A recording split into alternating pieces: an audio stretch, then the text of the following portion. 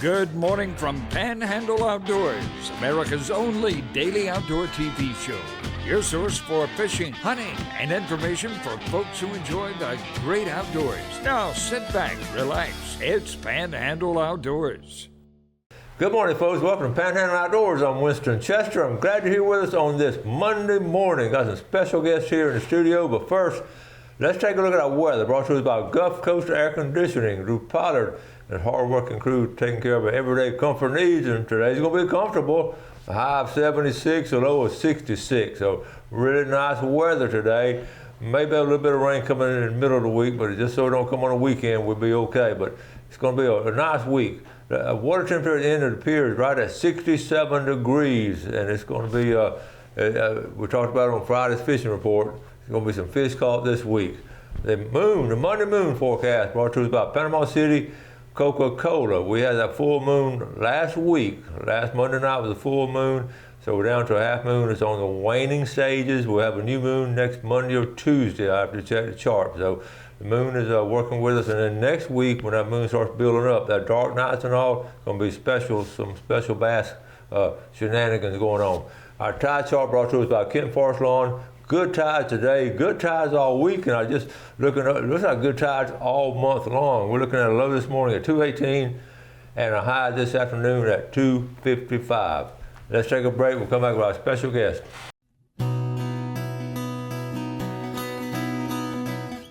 Okay, welcome back and welcome our guest this morning. Y'all recognize T.C. Shan from Empire Real Estate, and Ben Steele been on the show before. Yes, sir. And they were glad to have them, and they told me a story about a week or two weeks ago, I guess, and I said, y'all got to come on the show and tell that story because, well, first of all, how have y'all been doing lately? Y'all been good. You've been busy with real estate, I know. Been busy with real estate, been busy just trying to keep it all moving and flowing and all the fun stuff. Ready to catch some fish. But you've been busy, your wife's been a little sick, you had to take care of the wife and the kid and all that, and work. Your place been full? It's been like this. It's been like juggling, but yeah. Good. Yeah. Ben, what you been up to? I've had my slow months. You know, I cut grass, so it's been slow the last few months, but it is absolutely fishing the bust. It's about to kick off, yeah, ain't it? Yeah, I'm fishing to get really busy. I've enjoyed these last few months because, you know, obviously it's been hunting season, so but now, you know, it's time to step up my game a little bit and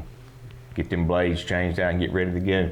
It's just to get busy. You got a pretty full schedule once you get going, don't you? I keep up with it. Yeah, you know, and I don't have any help. I'm right by myself, so you know, I probably right around 60 that I take care of right by myself. So it's a lot just for me, but it's worth it. That's good. It's rewarding. You do a good job. Yeah. Listen, we always talk about it in the show. I've always said, you know, do something good for someone else today, and Ben took me serious.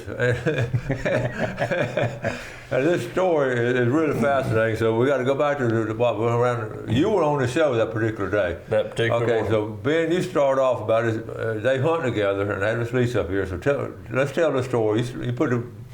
All right. So TC we were at the camp eating lunch one day, getting ready to go back in a couple hours to go hunting, and TC's camera went off, and he said he's in front of the camera, and I said what? He said the big one, and I said, so we all talked him into going to his blind.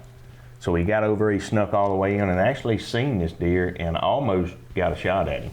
I mean, like he was probably less than 10 yards from him. And this is one y'all all knew about because you were seeing him on the camera. Yeah. So anyways, he got in there that day. I think you actually took Savannah with you, right? And is that the day she was with you? No, she wasn't with me that morning. We had gone to sit to see him if we could see him that second time, but he had got caught in the ground blind. I was by myself, and he came between the creek and the ground blind. I peeked over my shoulder. Shouldn't have looked. If you can't see, you can't shoot. And I heard something behind me, and I looked, and he got scared, and I mean, all I saw was horns. I was, oh my goodness, you know. Yeah, so, you know, he just kind of after that kind of disappeared. Like, you know how they do, they just kind of disappear. And actually a couple of months went by. That was probably around December sometime or something. He's already gone then. I mean, when it disappeared. And we thought he was just a fluke passing through. But so anyway, I'm at work one day, and I had zero plans of going hunting. It was 2:45. It was during muzzleloading. 2:45 in the afternoon. I was at a local store picking up some stuff for work, And TC called me and he said, man, go get in the stand right now. I said, what are you talking about? He said, I just got a picture of him. It's 2:45. And I ain't have my gun. I didn't have nothing. I had to go all the way home and change. I was like, man, it is going to be 4:30 by the time I can get up there. And he said, well, go. I said, you think he's coming back? He said, I really got a good feeling he's coming back. Yep. So anyways, I went home, changed the truck, changed guns and all, and picked up my gun and got up there. And I got in the stand at 4:25. And 5:30, he poked his head out.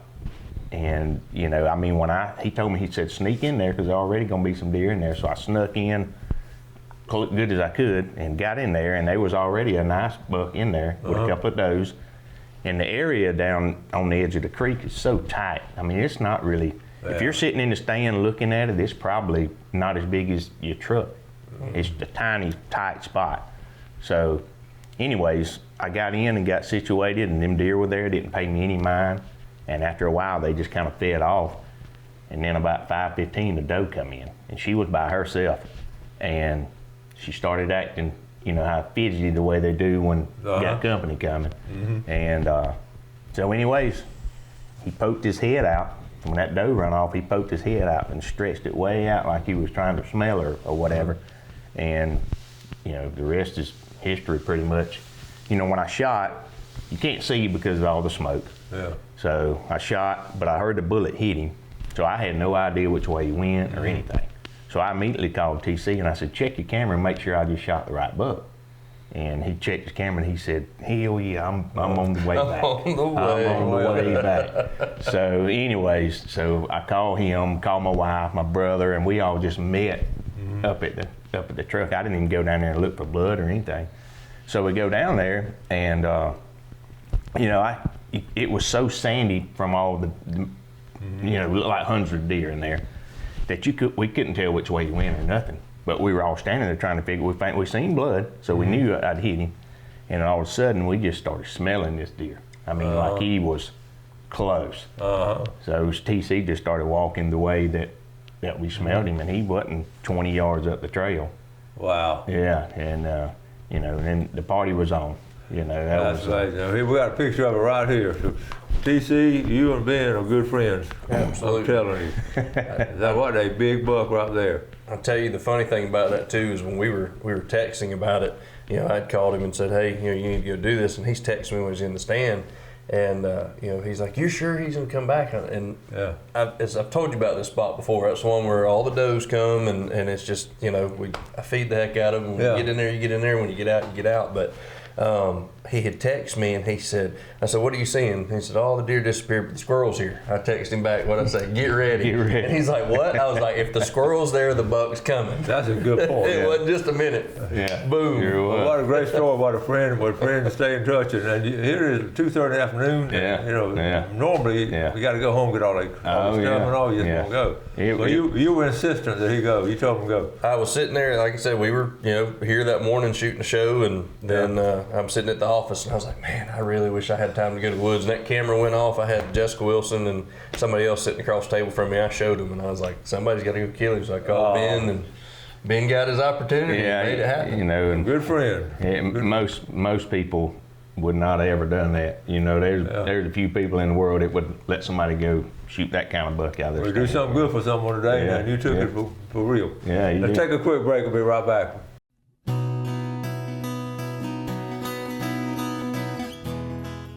Okay, welcome back. So here with TC Shan and Ben Still, and telling some old hunting stories and all. And hunting season over now. We're getting ready to go fishing and all. But before we do that, we just want to do some good wrap-ups on hunting. We're talking about being on the lease together with families and all. And we've been there and done that. And I still join some other hunting clubs on their cookouts and all. But y'all have a good time on just not just necessarily being in the woods all the time, but just being together, right? Oh yeah. We got right at 2,500 acres, and there's 10 deer hunting members on there, and they're all hand-picked, you know, carefully. You know, I mean, I've been on some leases before where it seemed like there's always just one or two people that just don't do right. But whenever I started doing this, me and my buddy Steve Crow, we just started hand-picking people, and we don't have any issues. You know what I mean? And it's just a good time. We encourage everybody to bring their families and bring their kids and stuff like that. So it's a really good atmosphere up there. Y'all eat good on a Saturday night? Is that when y'all have a big cookout? Is it Friday night? How do y'all do it? We just whenever we can get everybody together. Everybody's just so busy. It's just hard to get everybody up there at the same time anymore. And and every time we always try to have a few parties during the year, but we still can never get everybody there. Well, y'all have my phone number. For sure, on speed dial. Mid-morning after a hunt's always good too, because there's usually some deer sausage getting cooked. We get out of the stand, there's usually some food ate either way before between hunts. So y'all had, you say normally get 7 or 8, but y'all had a banner year this past season, didn't you? Yes, sir. We killed 14 this year. Let's look at some of them. I mean, I'm talking about some nice bucks. And check this one out right here. Tell us about that one. That was me and my brother Jeff. That was the first time we had ever doubled up on the same morning. I'd actually shot mine. I had my buddy Bird in the stand with me, and I shot mine, and no sooner than I shot mine, my brother said he just shot that one. So, it's always a good time we can get together. And that's our famous oak tree right there. We take all the pictures in front of that oak tree. I've seen it before. Yeah. Your dad would be tickled to see that, wouldn't he? Your dad would. Oh, yeah, yeah. All right. Let's see. Let's move on down. Tell us about this one. That's Bird. He's one of our members too. Really good buddies of ours, and I think he killed 3 or 4 this year. He's had a good year. Now, what's his official name? Josh Haynes. Josh Haynes, the Haynes family. We know Bird. He was in my class. Yeah. They did a good project, I remember. Built a rod rack. Yeah, he's got him a house full of young. He just had another boy yesterday. How many kids he got? 3. Already? He's got 3. Yeah. All right. Yeah. Okay. What about this guy here? That's that old half rack buck. I think I told the story about him last time. He was.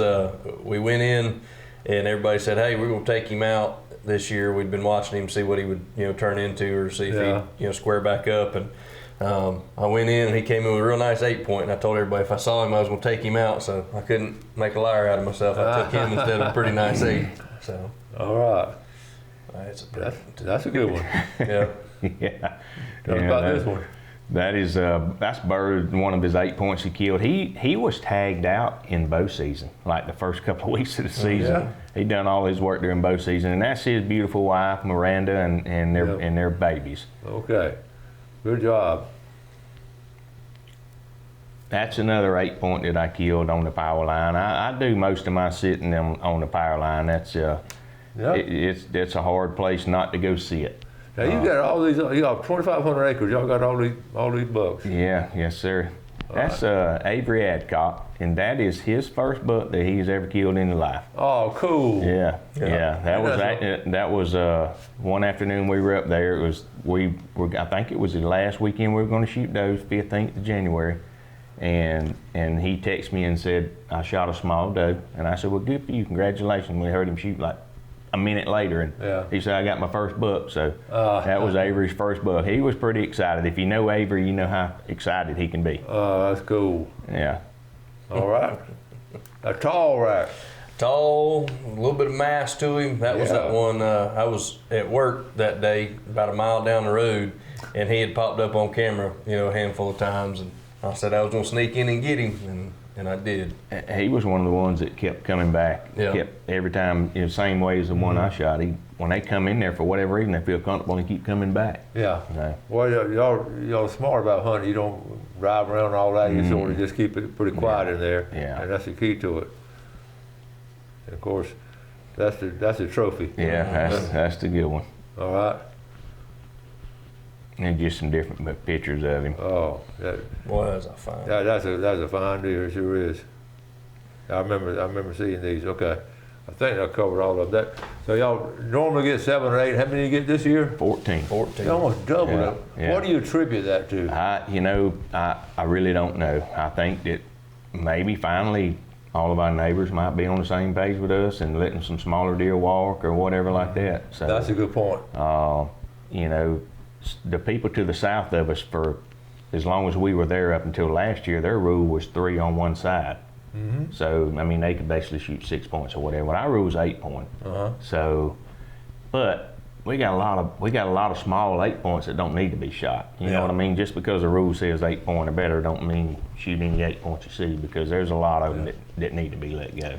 You know. You have 10 hunters. How many stands do y'all? Do you have specified stands? Everybody got their own stand? Yeah, we all got our own stands, and we get 2 apiece, and then we get one we call a portable, which you can move around as long as you 500 yards apart from somebody closer to you. So it works out real good. You know. You plant your fields and. Yes, sir.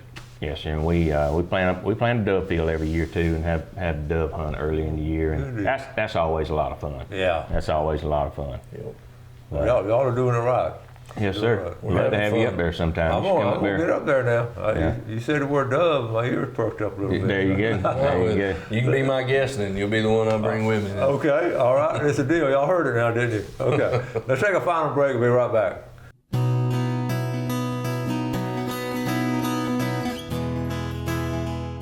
Okay, welcome back. Let's take a quick look at our fishing game times today, brought to us by Blue Water Outriggers in Port St. Joe. How about 5:20 to 7:20 this morning, and this evening 5:49 to 7:49. And I know y'all been in the woods all the time. You do have those certain times where they get active, and you talk about and it's amazing sometimes at a time, because you see it on camera now. Absolutely. Yeah. We're we've been talking about hunting those 2 segments. We're going to talk a little bit about fishing. Before we get to fishing, you brought up something during the break. Their lease has 10 members. Mm-hmm. Okay, they run this lease right, and everybody participates and all. And on a lease like this, you rarely have an opening. No. It's very rare to have an opening. I got lucky. Yeah, so a lot of y'all ask me about leases and all. So you got to, once you get on a lease, you want to hang on to it. There are a lot. It's hard to get on good leases. Yeah. You've been on both sides of it, haven't you? It really is. And you've seen it. So I want to compliment y'all on running such a good lease and all. I've been being productive and giving back and getting planted and all that good stuff. I love these stories. Yeah. Fishing, Ben was talking about. You go flounder gigging some, but you're never going to flounder fish. Ironically, you don't have members pop up on Facebook. Mm-hmm. 10 years ago, this past weekend, it's actually on Friday 10 years ago, because it popped up Friday morning. The memory was this picture right here. Okay, here I am. You see this flounder? Okay, that's funny, because Gail and I were driving a truck on the beach at Cape San Blas. Y'all, there was no one. There was 0 people out there. This one at Cape. This is before the hurricane. Mm-hmm. And there was nobody out there. And I was catching some whiting, but I saw a little channel, and I walked over to it. I actually drove over to it. And I cast about 4 times and caught 2 flounder back to back. But that shows you. We're talking about being in little holes. We're talking about seeing a hole and all. The sun got just right, because I hadn't seen it when the sun rise, but when the sun got up, I saw the hole and went casting. So those are the kind of stories that you love to talk about. Yes, sir. I want a problem with that. That was 10 years ago. I want to see what's going to happen this weekend. So. But I know y'all both love fishing. I love to fish. I love to flounder fish. It's like you said, you've done a lot of gigging. I haven't done a lot of gigging. I think I've flounder gigged 4 or 5 times. Yeah. But me and Dad used to go all the time and just, old jig head and a grub worm, and go out there and just bump the bottom and, tear them up. So, in fact, if you look at it, a little head on the bottom of this right here, it says first spring fishing trip, March 28, 2013. So it was 11 years ago. So we had but. We're talking about on Fishing Report Friday. This is the time of the year you really get mentally set, and it should be getting out there this week and all. Yeah. So is jig heads or something like that go-ups, or is that what you use for a flounder, or just a bunch of different things? I zoom that in right there. That's it. You all see a little jig head? That's it right there. Yeah. Okay. Yeah. But look at them. You see anybody behind me on the beach? It was 0 like ghost town. Those days are gone, I think. Can you still drive your vehicle down there with a permit? Good question, and the answer is yes. And it's a tough situation. Part of that cape itself is eroded, so you can't get it out there. But yes, you can. But it's best to go during the week. On weekend, there are a lot of people there. Yeah. And in fact, I personally just don't drive on the weekend. There's too many people out there. Yeah. And but it's really good, and we do it on pompano fishing too. You drive down there and all. Yeah. So. So what's your plans coming up next couple of weeks? Outdoor plans? What y'all got? I'm actually going to be in Montgomery next weekend playing some senior softball, if you can believe You that. still playing softball? Still playing softball. Ben's an alumni of the baseball program there and loves the sport. And been playing softball for a long time. Still active at it. I feel like as long as I can help the team, I'm gonna play. If I get to where I'm hurting them, I'll quit. Good for you. And I'm still old and fat, but they let me be a leadoff hitter still. So You're still a leadoff hitter, no way. Leadoff hitter. You're supposed to have the fast, real quick people lead off, you know. And they tell me I still am. DC, what's your plans next couple of weeks out? Anything? I think I'm going to take a couple rides on the Harley over to Apalachicola, and then I think I'm going to try to do a little bit of fishing. So it's going to be the gist of mine. I've got a couple buddies trying to talk me into going turkey hunting at our place in Tallahassee. And, so we may sneak into the woods and do a little bit of that, but getting back in the woods wouldn't be too bad. Just getting back in the woods. This time of year is just beautiful. The spring flowers and the new growth and all. I just love walking through the woods sometimes. Yeah, exactly. Any time to be in the woods is a good time. That's true. Yeah. I miss deer season already. So bad. I'm ready for it to come back. Yeah. What on your lease? What program do you have as far as bush hogging and all that kind of? Y'all do that? You know what? We'll before we start the plant, we'll go out there probably July, August, and just break the ground up and just let it sit there, and then where that part's already done, it makes it a little easier. And we got a couple of tractors. 2 of our members have tractors with the cultivators, and those are the cat's meow as far as planting the food plot. Yes, they are. The day of the disc and you having to put extra weight on it to let it dig down and all, the cultivators take all the work out of it. That's something. Yeah, really nice. Do y'all have a camp house up there, a little shed where y'all got cooking? It's really nice. You really need to come up there. I know it. I've seen it. I've followed you since you've been up there and got it started. I remember when you started it, how y'all worked hard. Yeah, we just done a little bit at the time. Yeah, and that's what it takes. We just stay with it year after year. And you got a group of guys, and that's fun just going around working on it. Yeah, and we're planning a crawfish or a shrimp bowl here pretty soon, next few weeks. So we'll be sure to get you up there.